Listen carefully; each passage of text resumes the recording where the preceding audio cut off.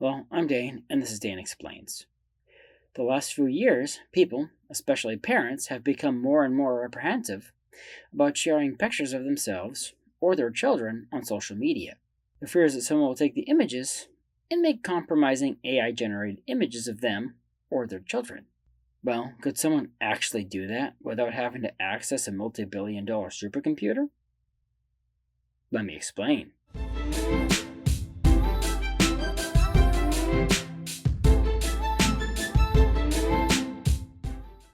I've done quite a few videos on AI the last few years, mostly focusing on the intelligence and artificial intelligence. Well, let's take a look at the artificial in artificial intelligence. I'm sure you're familiar with those apps you can download on your phone to either clean up a picture or change its style to something goofy, like a cartoon character. One thing that almost all those apps, that work well at least, have in common is that they take the image and upload it to some huge server in the sky somewhere, which then processes it using an AI image model. Now, I'm not talking about those apps that paste on a digital dog head or cat onto your face. Those generally use simpler eye tracking or other techniques that can be executed on the phone. I'm talking about the apps that take a photo and completely transform it, while keeping certain aspects like who the person in the picture looks like, but changing everything else. Phones aren't powerful enough to do that. If you've ever played around with Photoshop, you might have noticed it has a section called Neural Filters. There are various tools in there for altering, improving, or even creating from scratch images using AI. You'll notice when you use one of those tools, it tells you whether it's processing in the cloud, which requires an internet connection and uses Adobe's servers. Otherwise, it tells you when it processes locally. A surprisingly large number of tools process locally. Regardless, the results that come out of these tools can be pretty underwhelming. Basically, it's only good for small touch-ups most of the time, at least for now.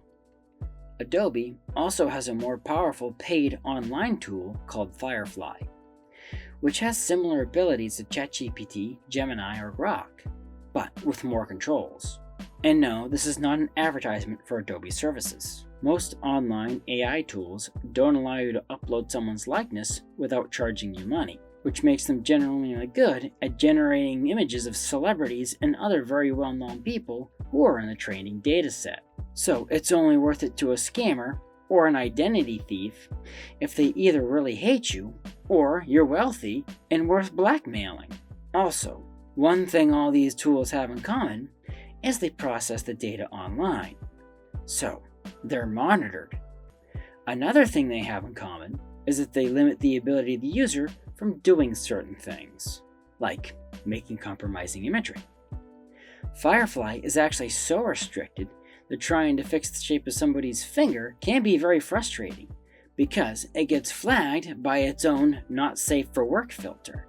So for a scammer to actually make a fake version of you or your kids, they would have to run all these AI tools on their own computer hardware, which of course would cost millions, right? Well, look at me now. Looks pretty good, huh? The scary part is I did all of this on my own computer, which is over 3 years old now and wasn't top of the line when I got it. I have quite a bit of programming experience, but I didn't really need it to accomplish this. Now, I'm not going to mention the tools I used. You can research them if you're curious. But I could use these tools to make myself look like anyone, including you. All I'd need is a few images from your social media. If you've watched some of my recent videos, you may recall a scene of Adam and Eve that showed a significant amount of skin. I generated it on my own computer, and I even had to bring it into Photoshop to make it clean enough to show on YouTube. So models you can run on your own computer locally can not only make images and videos of people that look like you, they are also capable of making those images very compromising. It's made even easier if they already have some compromising images of you. So think twice about sending news to someone you aren't married to until death do you part. So is a trend of people being more cautious sharing pics on social media an effective way to prevent this? Well, if there are already half a dozen or more pictures of you out there, then it's too late. However, I don't think the vast majority of people have to actually worry about this. Even though the tools do exist, and don't even require programming experience, if you know what you're doing, they're still quite complicated to set up and use. So it's unlikely that someone would steal the likeness of some random person on the internet. It's more likely to happen if you're a celebrity or an influencer. So should you be worried about this? Not unless you have a tech-savvy ex you burned really bad. Thank you for watching. If you like this video, and other topics ranging from theology to science, please press the like button, subscribe to my channel, and ding the bell to get notified when I post new videos. Also, please support me on Patreon to get extra content and special perks. Link in the description. The more people support me, the more time I can dedicate to making videos like this one. So, until next time, have a great week.